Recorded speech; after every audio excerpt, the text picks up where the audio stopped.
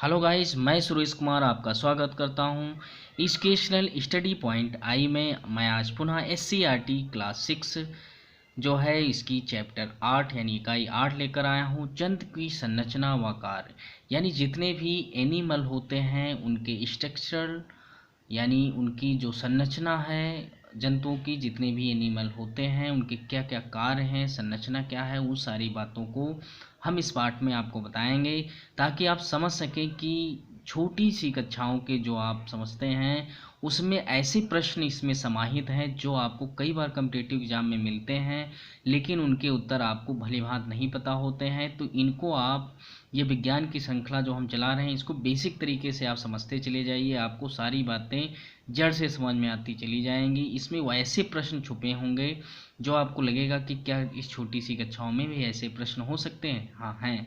तो आइए इन सब पूरे वीडियो को आप अवश्य देखना ताकि आपको आगे पता चले कि किस तरह के इसमें सारे प्रश्न जिनसे हम अपरिचित हैं और वो छोटी छोटी लेकिन बहुत इम्पोर्टेंट बातें इसमें छुपी हैं। तो आप लोगों से गुजारिश है ये वीडियो पूरा अवश्य देखना, और यदि हमारे चैनल को सब्सक्राइब नहीं किया है तो ज़रूर सब्सक्राइब कर लेना, लाइक शेयर अवश्य करना। आइए चलते हैं। तो हमें इसमें पढ़ना है जंतुओं की बाह्य संरचना, उनका परिचय, जंतुओं के विभिन्न अंगों के कार्य व ज्ञानेंद्रियों के बारे में, मानव के कुछ जंतु कंकाल तंत्र, संधियां व उपास्थियों के कार्य, जंतुओं में गतियां। तो आइए चलते हैं। अपने आसपास बाग, नदी, तालाब, जंगल, मैदान, चिड़ियाघर आदि में आपने भ्रमण अवश्य किया होगा। आसपास जाकर आपने विभिन्न जंतुओं को, जैसे मेढक है, केंचुआ, तिलचट्टा, घेंघा, ये घोंघा जो है, सर्प है, मछली, गिलहरी, हाथी आदि को आपने अवश्य देखा होगा। ये सारे जंतुओं से आप परिचित होंगे, इनको कहीं ना कहीं अवश्य देखा होगा। देखने में लगता है कि हाथी स्थल पर पाए जाने वाला सबसे बड़ा जंतु है, यानी स्थल पर। देखो अब यहाँ पर प्रश्न छुपा है, स्थल पर पाया जाने वाला सबसे बड़ा जंतु कौन है? हाथी। यहाँ से उत्तर आपको मिल गया। क्या हाथी से भी बड़ा कोई जंतु किसी अन्य स्थान पर पाया जाता है? तो दरअसल समुद्र में पाए जाने वाला ब्लू व्हेल सबसे बड़ा जंतु है। देखो दो प्रश्न यहाँ से मिले आपको कि स्थल पर पाया जाने वाला सबसे बड़ा जंतु कौन है? तो हाथी होगा। और वैसे पूछा जाए कि सबसे बड़ा जंतु कौन है, तो ब्लू व्हेल है, जो कि समुद्र में पाई जाती है या जल में पाई जाती है। तो इस प्रकार हम कह सकते हैं कि जल में पाया जाने वाला ब्लू व्हेल और स्थल पर पाया जाने वाला हाथी होता है। अगर जो पूछा जाए कि दुनिया का सबसे बड़ा जंतु कौन है, तब भी ब्लू व्हेल होगा। केवल स्थल पर जब पूछा जाएगा तो हाथी होगा। तो इन सारी बातों को आप बारी बारी से समझना है। किसी चींटी अथवा अनाज में पाए जाने वाले घुन को देखा होगा। ये हमें हमारी आंखों से दिखाई देने वाले संभवतः सबसे छोटे जीव हैं। क्या इनसे भी छोटे जीव होते हैं? हाँ, इनसे छोटे भी जीव होते हैं। आइए उनको हम समझते हैं। विभिन्न आकार के जंतुओं की बात करते हैं। किसी तालाब पोखर में पानी लाएं, किसी तालाब या पोखर से आप पानी लाएं और इसकी एक बूंद को स्लाइड पर रखकर सामान्य आंखों से देखें। तो स्लाइड क्या होता है? आपको जल की ड्रॉप लेनी है। इसमें क्या होता है, कांच की एक स्लाइड होती है, इस पर एक बूंद आप जो लाए हैं उसको रखिए। इसके ऊपर एक जो है कलर डाला जाता है, रासायनिक पदार्थ होता है, और इसके ऊपर एक गोल जो है आकृति की एक स्लाइड गोल जो है कांच की रख दी जाती है। और उसके बाद हम ये जो आपको दिखाई पड़ रही सूक्ष्मदर्शी, यहाँ पर सूक्ष्मदर्शी के माध्यम से हम देखते हैं। तो जब देखेंगे जो एक बूंद ये ड्रॉप हम लाए हैं तालाब से, तो ये तालाब से जो हम एक बूंद लाए हैं और ये देखो एक बूंद जिसमें छुपी हुई है, ये एक बूंद देखो आपको दिख रही होगी, ये रेड हल्की ब्लैक टाइप की ये बूंद, और इसके ऊपर हमने क्या रख दी है, इसके ऊपर हमने एक कांच की और स्लाइड रख दी है। ये पूरी कांच की स्लाइड पर हम ये पूरा चित्र जो है अब देखेंगे सूक्ष्मदर्शी में। अब जब सूक्ष्मदर्शी में देखेंगे तो ये संरचना आपको दिखाई पड़ेगी। आप समझ रहे होंगे ये संरचना किसकी है? एक बूंद पानी की है। देखो लिखा है पानी की एक बूंद। अब इसमें अनन्य जीव दिखाई पड़ रहे हैं, जो हम बूंद लाते हैं तब नहीं दिखाई पड़ते, लेकिन सूक्ष्मदर्शी से देखते हैं तो वो दिखाई पड़ते हैं। आइए चलते हैं, विभिन्न आकार के जंतुओं की बात करते हैं। किसी तालाब पोखर में से आप पानी लाइए, इसकी एक बूंद स्लाइड पर रखकर सामान्य आंखों से देखें तो आप देखते हैं कि इसमें कुछ नहीं दिखाई पड़ता है। अब इसे सूक्ष्मदर्शी द्वारा देखते हैं, आप देखेंगे कि जल की बूंद में कई प्रकार के छोटे छोटे जीव उपस्थित हैं। इन जीवों को हम सूक्ष्म जीव कहते हैं। अब यहाँ से देखो समझ में आ रहा होगा सूक्ष्म जीव। अब सूक्ष्म जीव क्यों कहते हैं? क्योंकि जो जीव हम सूक्ष्मदर्शी से देखते हैं उन्हीं को हम सूक्ष्म जीव कहते हैं। यहाँ से क्लियर हो रहा कि हम जिनको सूक्ष्मदर्शी से देखते हैं उन्हें हम सूक्ष्म जीव कहते हैं। तो ये बातें क्लियर हो गई। तो कौन से जीव दिखाई पड़ते हैं? जीवाणु है, यूग्लिना है, अमीबा, पैरामीशियम, क्लेमाइडोमोनास आदि, ये सब क्या हैं? एक कोश की जीव होते हैं। एक कोश की जीव होते हैं क्योंकि इनके पूरे शरीर का निर्माण सिर्फ एक कोशिका से ही होता है। तो ये देखो आपकी सूक्ष्मदर्शी है। ये सूक्ष्मदर्शी एक बालिका देख रही है। इसमें आपको इस तरह ड्रॉप दिखाई देगा। ये पानी की बूंद है। तो इसमें आपको बहुत सारे जीव जैसे अमीबा है, पैरामीशियम, क्लेमाइडोमोनास, यूलोथ्रिक्स आदि जीव दिखाई पड़ रहे हैं। तो ये आप भली बात समझ सकते हैं। आगे चलते हैं। तो जीव विज्ञान के विविध क्षेत्रों में सूक्ष्म संरचनाओं के अध्ययन के लिए हम सूक्ष्मदर्शी का प्रयोग करते हैं। तो जब हम सूक्ष्म, अभी हमने बताया था, सूक्ष्म संरचनाओं को देखने के लिए हम किसका प्रयोग करते हैं? सूक्ष्मदर्शी का। अब सूक्ष्मदर्शी की खोज सबसे पहले किसने की थी? लेवेनहॉक ने। तो बार बार ऐसा करते जाएंगे तो आप देखेंगे कि सूक्ष्मदर्शी के प्रत्येक अंग के बारे में अपने शिक्षक से जानकारी प्राप्त करिए। इसमें बताया गया है कि शिक्षक से जानकारी प्राप्त करिए। जिस सूक्ष्म संरचना का अध्ययन करना है उसकी विशेष विधि द्वारा स्लाइड तैयार की जाती है। स्लाइड हमने अभी बताया आपको, कांच की चौकोर लेनी है। स्लाइड सूक्ष्मदर्शी के मंच पर रखकर नेत्रिका द्वारा देखा जाता है। इस यंत्र के द्वारा वस्तु लगभग 200 गुना बड़ी अधिक दिखाई देती है। यानी सूक्ष्मदर्शी जो होती है उससे वस्तु 200 गुना बड़ी अधिक दिखाई देती है। स्लाइड तैयार करने के लिए कांच की प्लेन स्लाइड, कवर स्लिप, यानी जो स्लाइड होती है उसके ऊपर कवर जो कांच का ही होता है, वाच ग्लास, अभिरंजक ब्रश, कैंची, सुई, चिमटी आदि का प्रयोग किया जाता है। सूक्ष्मदर्शी की कार्यविधि के बारे में विस्तार से आप उच्च कक्षाओं में अध्ययन करेंगे। यहाँ पर हम आपको सिर्फ बेसिक चीज़ें आपको बता रहे हैं कि किस तरह आप सारी बातों को समझ सकते हैं। अब चलते चित्र पॉइंट 8.2 में आपको लेकर चलते हैं। इसका अवलोकन करें। जीवों के आकार के बारे में निष्कर्ष निकालें। आप देखेंगे कि पाएंगे कि जीवधारी भिन्न भिन्न आकार के होते हैं। इनमें से कुछ में कशेरुकदंड नहीं पाई जाती है। इससे पहले के पार्ट में हमने आपको बता दिया है। यदि वीडियो वो नहीं देखा तो सब लोग देख लेना, ताकि आपको सारी बातें क्रम से, जब सारे पार्ट पढ़ेंगे आपको सारी बातें जरूर समझ में आएंगी। तो उसमें हमने आपको बताया था जंतुओं के एक वर्गीकरण में बताया था, एक ऐसे होते हैं जिनमें कशेरुकदंड होती है, एक में कशेरुकदंड नहीं होती है। जिनमें होती उन्हें हम कशेरुकी कहते हैं, जिनमें नहीं होती उसे हम अकशेरुकी कहते हैं। यानी अंग्रेजी में देखा जाए तो कॉर्डेट, नॉन कॉर्डेट, तो उन्हें हम अकशेरुकी, और जिसमें कशेरुकदंड पाया जाता उन्हें हम कशेरुकी प्राणी कहते हैं। यानी जिनमें नहीं पाया जाता उन्हें हम अकशेरुकी, यानी क्या कहेंगे, नॉन कॉर्डेट्स। और जिनमें पाई जाती कशेरुकदंड उसे हम कशेरुकी प्राणी या हम कॉर्डेट एनिमल्स कहते हैं। अब कशेरुकी प्राणियों में देखा जाए मनुष्य सर्वश्रेष्ठ प्राणी है। कशेरुकी मतलब जो कॉर्डेट जिनमें होती है उनमें देखा जाए तो सबसे सर्वोच्च प्राणी मनुष्य को माना गया है, क्योंकि मनुष्य सबसे बुद्धिमान है। मनुष्य की आँख, नाक, कान, हाथ, पाँव आदि अलग अलग अंग होते हैं जिसके अलग अलग कार्य हैं। इनका हम आगे अध्ययन करेंगे, सारी चीज़ें आगे अध्ययन करें। फिलहाल हम यहाँ कुछ जंतुओं की देखते हैं, जानकारी लेते हैं। मेढक है, अमीबा है, मछली है, तितली है, ये क्लेमाइडोमोनास है, सर्प है, शुतुरमुर्ग है, मछली है, यूग्लिना है, कछुआ है, गिलहरी, हाथी, कंगारू, तारामीन जिसे हम स्टार फिश कहते हैं, घोंघा है, केचुआ है। तो ये बहुत सारे जीव हैं, आपको दिखाई पड़ रहे होंगे। बहुत सारे जंतु हैं जो अलग अलग तरीके से अपने अलग अलग आवास में रहते हैं। तो ये सारी बातें आप समझ में आ रही होंगी। अब हम आगे चलते हैं। तो आगे चलें तो आप देखेंगे कि 8.2 अभी जो आपने देखा है उसमें अनेक प्रकार के जंतु आपको दिखाई पड़ रहे हैं तालिका में। तो आइए सबसे पहले बात करते हैं जीवधारी की और आकार की।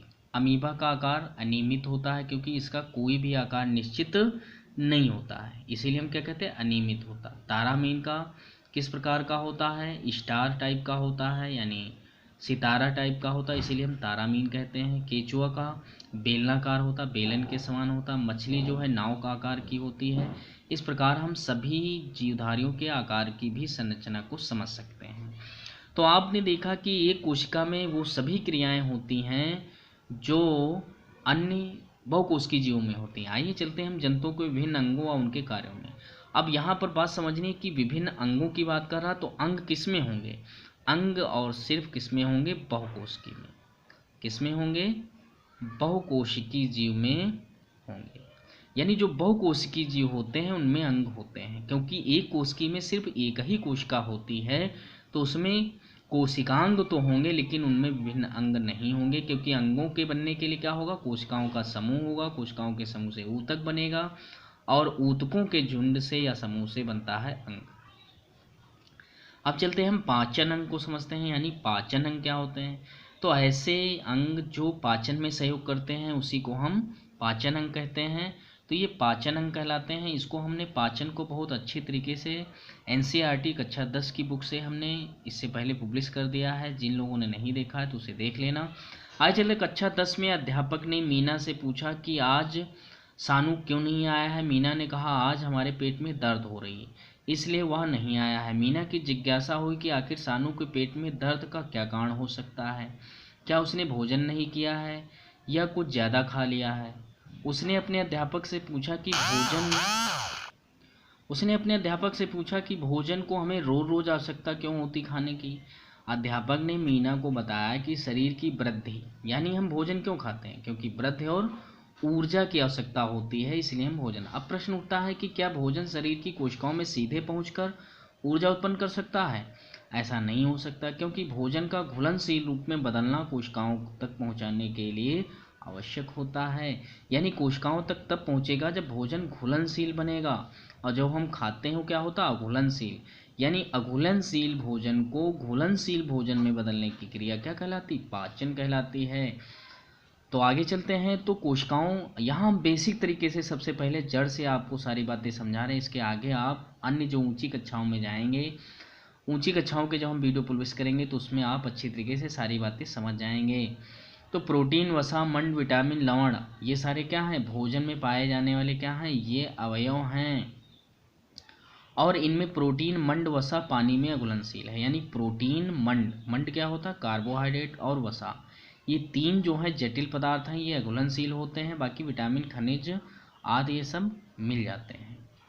तो इनको ही क्या करना होता है, इनको घुलनशील योग्य बनाया जाता है बदलने। तो घुलनशील अवस्था में बदलने की क्रिया को पाचन कहते हैं।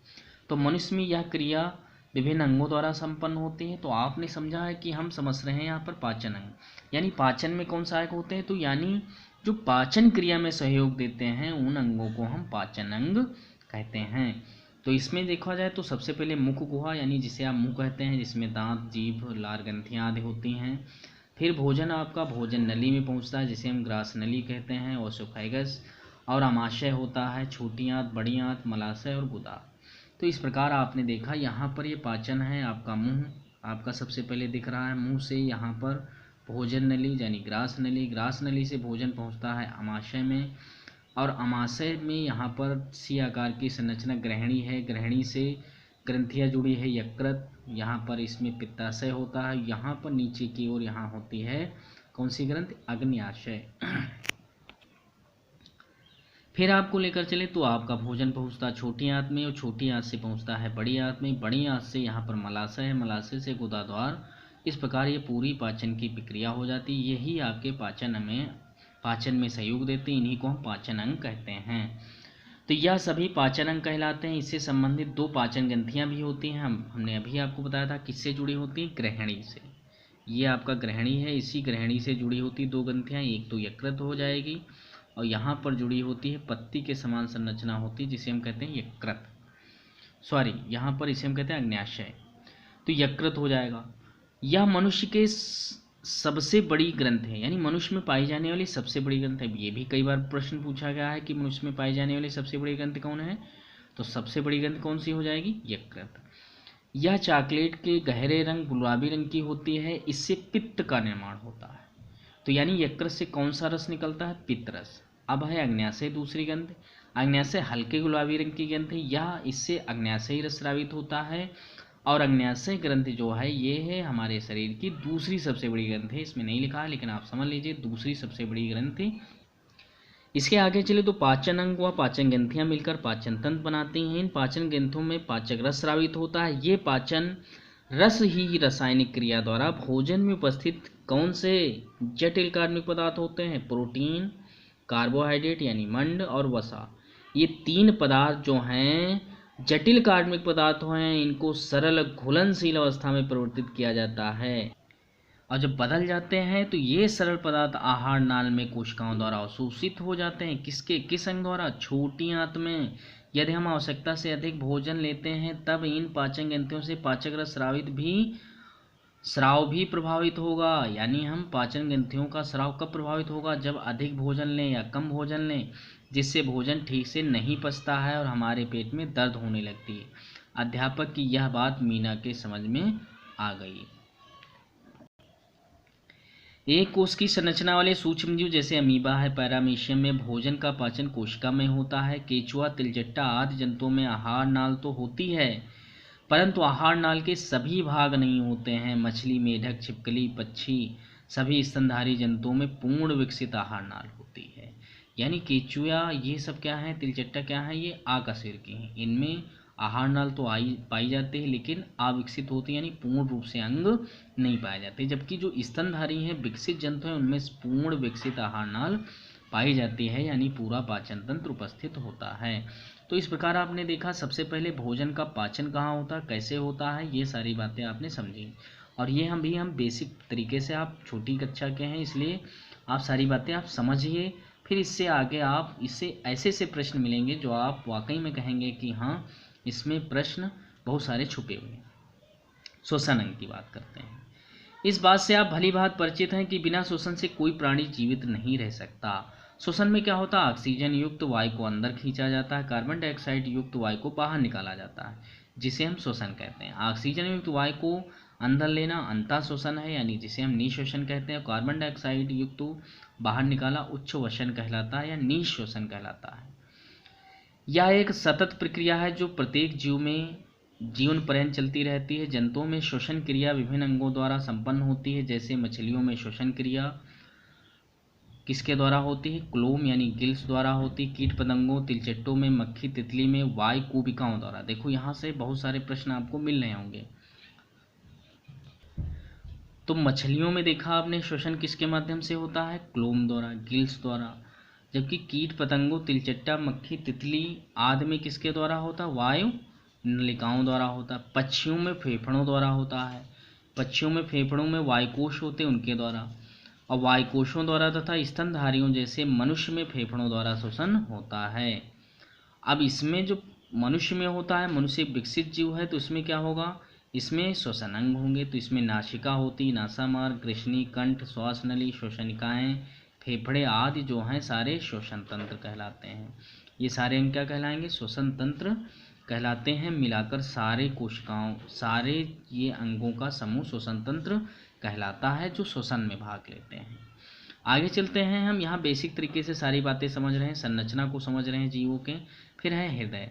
मनुष्य का हृदय लाल रंग का लगभग मुट्ठी के आकार का होता है। हमारे शरीर के वक्ष भाग में दाईं तरफ झुकाव की ओर होता, बिना रुके जीवन भर निश्चित लयबद्ध धड़कता रहता है। हृदय के मुख्यतः दो बड़े कक्ष होते। देखो यहाँ पर समझिए, दो बड़े कक्ष होते। कौन से? आलिंद और निलय। मनुष्य में आलिंद निलय दोनों लंबाई में एक पट द्वारा दो दो खांच द्वारा बटे होते हैं। यानी ये दो आलिंद और निलय हैं। ये भी यानी ऊपर का ये भाग आलिंद होता, नीचे का निलय कहलाता है। तो ऊपर आलिंद होगा, नीचे निलय होगा। ये आलिंद भी देखा जाए दो भागों में बटा होता, दायां आलिंद बायां आलिंद। निलय भी दो भागों में बटा होता, दायां निलय और बायां निलय। इस प्रकार पूरे हृदय में कितने कोष्ठक होते हैं? 4। 1 2 3 4। तो इस प्रकार आपने जाना कि मनुष्य में आलिंद निलय दो लंबाई में एक पट द्वारा दो कक्षों द्वारा बटे होते। इस प्रकार मनुष्य के हृदय में कुल 4 कक्ष होते हैं। बायां आलिंद, बायां निलय, दायां आलिंद, दायां निलय। हृदय में रक्त शरीर के विभिन्न भागों में नलिकाओं द्वारा जाता है। हृदय की नलिकाओं द्वारा शरीर के विभिन्न भागों में पहुंचता है। यानी कि ये क्या करता है? ये रुधिर को पंप करता है, और पंप करने के बाद विभिन्न शरीर के अंगों में ले जाना, तो वहाँ से फिर वापस लाकर कार्य करना। यानी हृदय का प्रमुख कार्य है बिना थके हुए जीवन भर शरीर के विभिन्न भागों में रुधिर को पंप करना। यानी रुधिर का मेन कार्य आपने समझ लिया क्या है? रुधिर को पंप करना। तो इस प्रकार आपने देखा हृदय से रुधिर कहाँ पहुँचता है? फेफड़े में। ऑक्सीजन रहित, यानी इसमें ऑक्सीजन नहीं होती है क्योंकि अशुद्ध होता है। फेफड़े में पहुंचता, फेफड़े में ऑक्सीजन मिल जाती है। अब ऑक्सीजन युक्त मिल गई तो ये शुद्ध रुधिर हो गया। ये फिर हृदय में पहुंचता है। हृदय ये शुद्ध रुधिर कहाँ पहुंचता है? ये पहुंचता है शरीर के अंगों में, और अंगों में जो है ऑक्सीजन यूज हो जाती, कार्बन डाइऑक्साइड हो जाती है, ज़्यादा हो जाती। इस प्रकार ये अशुद्ध रुधिर हो जाता है, इसे फिर हृदय में पहुंचा दिया जाता है। अब हृदय में फिर अशुद्ध रुधिर क्या होगा, फेफड़े में ऑक्सीजन लेगा, हृदय में पहुंचेगा, हृदय से पहुंचेगा शरीर के अंगों तक, फिर पूरा प्रक्रम ऐसे चलता रहता है। इस प्रकार कुछ और भी जाने। एक स्वस्थ व्यक्ति का हृदय 1 मिनट में 72 बार धड़कता है। यानी आपने ये जाना कि 72 बार धड़कता है। 1 वर्ष से कम आयु के बच्चों का 100 बार प्रति मिनट धड़कता है, जबकि आयु बढ़ने पर हृदय की धड़कन धीमी होती जाती है। हृदय की धड़कन तापमान, क्रोध, डर, मानसिक चिंता से बढ़ जाती है। यानी क्रोध, डर और मानसिक चिंता होने पर तापमान जो है हृदय की धड़कन बढ़ जाएगी। तापमान होने पर यानी ये सब कारणों से हृदय की धड़कन बढ़ जाती है। तो आपने सबसे पहले जाना कि स्वस्थ मनुष्य का 72 बार, कम आयु का होगा 100 बार, और जो आयु बढ़ती जाएगी तो धड़कन की गति भी धीमी होती जाती है।